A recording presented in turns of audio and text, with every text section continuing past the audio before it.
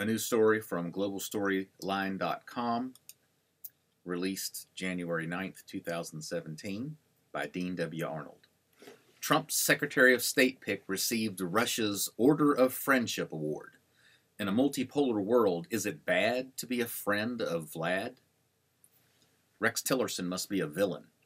Trump's pick for Secretary of State received in 2012 Russia's Order of Friendship Award from Vladimir Putin himself.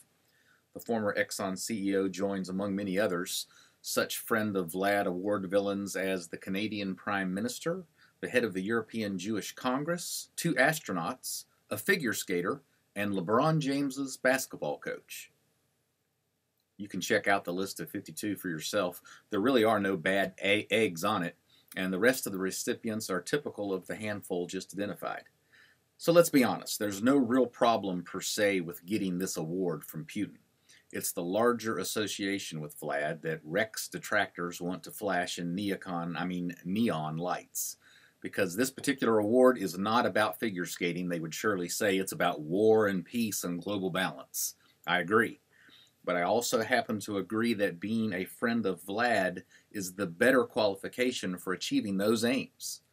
To reach this position, one must analyze 2 things. 1, Putin's character, and 2, NWO to MWO, New World Order to Multipolar World Order. In other words, a guy like Tillerson is better positioned to move us from a New World Order, the vision of rabid hawks in D.C. for an American-led global government, to a vision shared by Russia and China now for a MWO, Multipolar World Order. Putin's character. What's so bad about Vlad? Times have been tough for the anti-Putin industry lately. He destroyed ISIS in 6 months. He kicked GMO food companies out of Russia. He called out elite pedophilia in the West. He strengthened his relationship with Netanyahu while Israel accused the U.S. of betrayal. And he acted like the grown-up and invited the children of American diplomats to a holiday party after Obama kicked 35 Russian diplomats out of America. Contrary to the shrill voices in the media, Vlad does have a few friends. Henry Kissinger has been one for a long time. Nobel winner Alexander Solzhenitsyn agreed with Putin that immorality and vice are destroying the West. Bill Clinton calls Putin very smart, a man who, quote, kept his word on all the deals we made, unquote. We already know that the head of Exxon likes him. Heck, the president-elect himself is a fan. Some voices even view Putin as a moral visionary for America. While his stance as a defender of traditional values has drawn the mockery of Western media and cultural elites, says Pat Buchanan, Putin is not wrong in saying that he can speak for much of mankind. This GOP opinion leader says that Russia is not a throwback. Quote, Putin may be seeing the future with more clarity than Americans, still caught up in a Cold War paradigm, unquote. More boldly, Buchanan's colleague in the Reagan administration, Assistant Secretary of Treasury Paul Craig Roberts, says, Vladimir Putin is the only leader the West has. How can such accolades align with all the things we've heard about Putin? He kills journalists. He poisoned a spy. He is an aggressor attempting to recreate the Soviet Empire. He once led the KGB. He's worth $60 billion. That adage about tell a lie often enough, it applies here. Trump famously responded in a debate to the allegation that Putin had killed journalists. Well, that would be terrible if he did, said Trump. I haven't seen that. I don't know that he has. Have you been able to prove that? ABC's George Stephanopoulos asked him the same question and threw out the name of human rights activist Anna Politkovskaya. Trump said, I'd like you to prove it, and I'm saying it would be a terrible thing if it were true.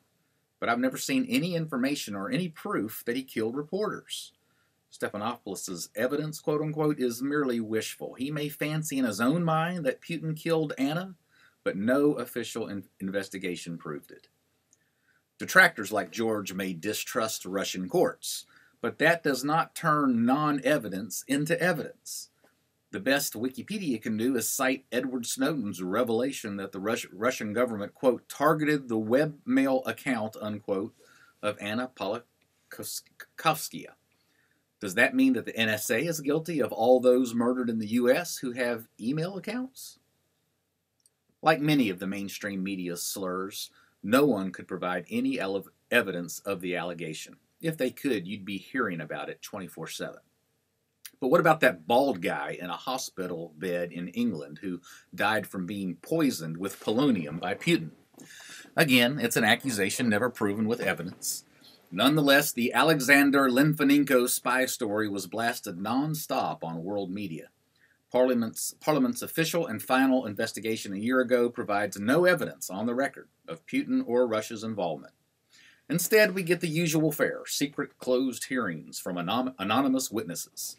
Chairman Sir Robert Owen explained it this way, quote, "Put very shortly, the closed evidence consists of evidence that is relevant to the inquiry, but which has been assessed as being too sensitive to put into the public domain," unquote.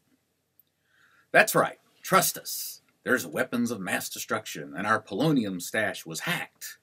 As a counter theory, antiwar.com suggests that the spy in question, Alexander Litvinenko, was poisoned from smuggling nuclear materials on the black market, as reported by The Independent. Putin aggression is another nonstop allegation. Putin aggression, Putin aggression. He's invaded Ukraine and Syria, and his intentions are to rebuild the Soviet empire. This accusation is so absurd and makes an honest man want to cry for how many of the American people swallow this nonsense. Ukraine's democratically elected president was toppled by a CIA coup. We admitted spending $5 billion on the project. Crimea, part of Russia for centuries until 1954, when it was technically put under Ukraine, is required by treaty to allow 25,000 Russian soldiers to man the Kremlin's largest naval base, as the Washington Post explained. When the people of Crimea voted 95% to join Russia, spread democracy, right? Putin agreed. He hardly had to invade with 25,000 soldiers already there.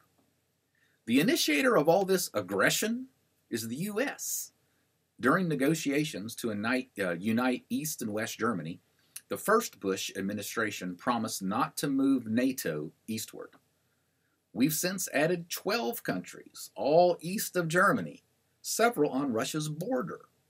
The lies surrounding the Putin aggression, quote-unquote, it's astounding. Dig a little regarding Syria, Georgia, Chechnya, Kaliningrad, etc., and you'll find the same thing. Lies from the West, which regularly initiates the conflicts causing defensive actions by Russia, which the media shills then call aggression. After you knock down a couple of these flimsy accusations about Putin, the rest get easier. So Putin once headed his country's intelligence services. So did George H.W. Bush. So what? Russia has turned from atheist to Christian and rebuilt 26,000 churches since then. Putin views things differently 2 decades later. As one adept observer put it, quote, "Today's continuator of Alexander Solzhenitsyn's ideas is Vladimir Putin. And yet this most famous of Gulag prisoners will be remembered as possibly the biggest foe of the KGB, whereas Putin was an officer in that organization. These are amazing paradoxes of history." The last flimsy allegation I will mention, Putin is supposedly worth billions and motivated by money. The first rule of propaganda is to accuse the other side of getting rich. Instead of unsubstantiated accusations, stick with the facts on the ground from credible people. The president-elect respects Putin, as does his pick for Secretary of State, the head of one of the world's largest corporations. The head of Russia is on the record condemning ISIS and immorality. Russia has achieved a successful ceasefire in Syria. Hillary got the debate questions in advance. Who cares what unproven allegations Rachel Maddow keeps shouting? Some will say Putin is only acting, says James Perloff, a prolific anti-communist and anti-New World Order author since the 80s. If so, I say give us more such actors. A Financial Times article quotes a monk close to Putin, Father Tikhon Shevkinov, who says that the Russian leader, quote, really is an Orthodox Christian, and not just nominally, but a person who takes confession, takes communion, and understands his responsibility before God for the high service entrusted to him and for his immortal soul." Unquote. So if all the accusations about Putin are untrue, why is he hated by some so vehemently? Well, the reasons are several. One, the trillion-dollar weapons industry, the military-industrial complex that Ike warned us about.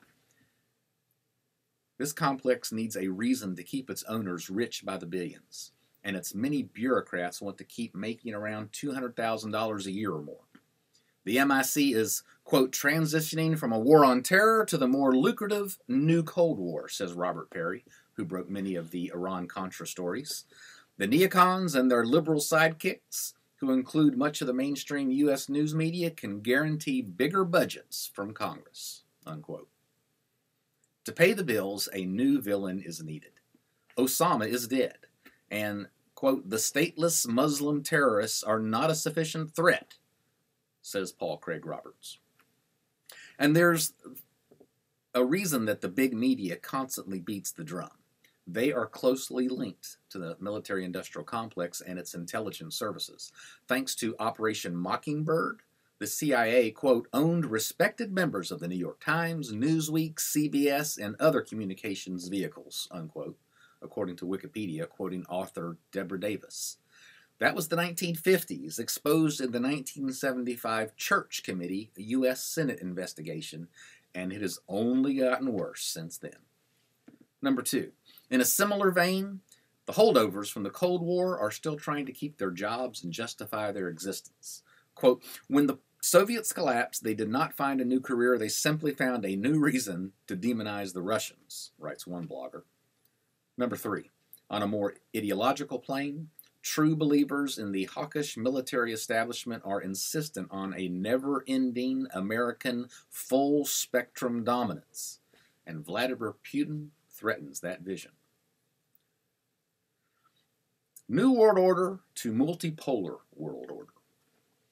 Unfortunately, a re-emergent Russia makes it obvious that unipolarity has come and gone since the collapse of the Soviet Union. Not only that, unipolarity is impossible and unworkable. The history of superpowers in the past century can be summed up in three words. One, bipolarity. That's the U.S. and the Soviet Union from around 1945 to 1991. Two, unipolarity. That's just the U.S. from 1991 to around 2000. And three, multipolarity. That's U.S., Russia, and China from around 2000 to the present. With bipolarity, for 5 decades, the world avoided nuclear war thanks to MAD, mutually assured destruction. When the Soviet Union collapsed in 1991, it looked good for peace under an American unipolar world. The media hailed the definitive book, The End of History, by Francis Fukuyama, who's from Stanford and the Rand Corporation, where liberal interventionists and neoconservatives alike could all praise the new era of the triumph of democratic ideals. But it didn't quite work out that way. Unipolarity is anarchical. Unipolarity is anarchical, writes Yale scholar Nuno Montira, because one power cannot exert a positive control everywhere. He notes that the U.S. was at war 13 of the 22 years after 1991. Quote, the first 2 decades of unipolarity, which make up less than 10% of U.S. history, account for more than 25% of the nation's total time at war, unquote. This should not surprise students of American history, who have been taught that, quote, power corrupts and absolute power corrupts absolutely. The Founding Fathers divided up power in this country in all sorts of ways. Certainly this should apply to the world as well. The driving force behind the grasp for world power after 1991 were the neoconservatives, identified by Wiki as American exceptionalists espousing military force, who made the ideological journey from the anti-Stalinist left to the camp of American conservatism. Scholars argue over whether anti-Stalinist left means pro-Trotsky. George H.W. Bush called these neocon war hawks, quote, the crazies in the basement, unquote. Wiki named Assistant Secretary of Defense Paul Wolfowitz as a key figure for neocons. NATO head Wesley Clark, a four-star general, relates a meeting he had with Wolfowitz and later another general in the Pentagon a few days after 9/11. Quote, I said, are we still going to war with Iraq? And he said, oh, it's worse than that. He reached over his desk, he picked up a piece of paper, and he said, I just got this from downstairs, meaning the Secretary of Defense's office, today. And he said, this is a memo that describes how we're going to take out 7 countries in 5 years, starting with Iraq, and then Syria, Lebanon, Libya, Somalia, Sudan, and finishing off Iran, unquote. Wolfowitz and his neocon cronies are generally credited for the militarism in the Middle East, but the ultimate goal is Russia. His Wolfowitz Doctrine declares, quote, our first objective is to prevent the reemergence of a new rival, either on the territory of the former Soviet Union or elsewhere, that poses a threat on the order of that posed formerly by the Soviet Union. This is a dominant consideration, unquote. But Henry Kissinger, Nixon's former Secretary of State, who angers both the right and the left when he meets with Putin, disagrees with the neocons. Russia should be perceived as an essential element of any new global equilibrium, Kissinger wrote just 1 year ago. Kissinger is credited for opening up China in the 1970s, leading to that nation's rise as today's third superpower, and the obvious solution of tripolarity for our times. Kissinger called for, quote, a new equilibrium which is increasingly multipolar and globalized, unquote. And he confirms elsewhere, any effort to improve relations must include dialogue about the emerging world order, unquote. Now, for those of you who bristle at words like emerging world order, coming from the likes of Henry Kissinger, don't let semantics bother you. Kissinger is talking about the opposite of one world government. China is on the rise militarily and has already appeared to the U.S. economically. Russia currently struggles economically, but is certainly a peer militarily. Both superpowers came of age just around the new millennium. Trump and Tillerson could be the right people at the right time for the job of moving us peaceably from a new world order to a multipolar world order. The collapse of an empire can often be bloody, especially if the declining powers keep too tight a grip. It will take a remarkable and brave president to right-size America's goals in order to reflect our more limited resources and a rising competition from China, Russia, and other powers, according to a January 2016 National Interest article, written well before Trump was considered viable. While the incoming president wants domestic America to be great again, his rhetoric seems to align with this call to right-size U.S. imperial ambitions and recognize the quote-unquote limited resources of American military might. Tillerson's background will be helpful for aligning a multipolar world. The oil industry has an interest in cooperation. Exxon wants to be part of the Russian energy business, writes Paul Craig Roberts. Therefore, as Secretary of State, Tillerson is motivated to achieve good relations between the U.S. and Russia, whereas the military security complex, good relations, undermines the orchestrated fear on which the military security budget rests, unquote. Trading with our superpower rivals rather than fighting them seems like common sense. In fact, it was a key argument for giving China its most favored nation trading status in 2001.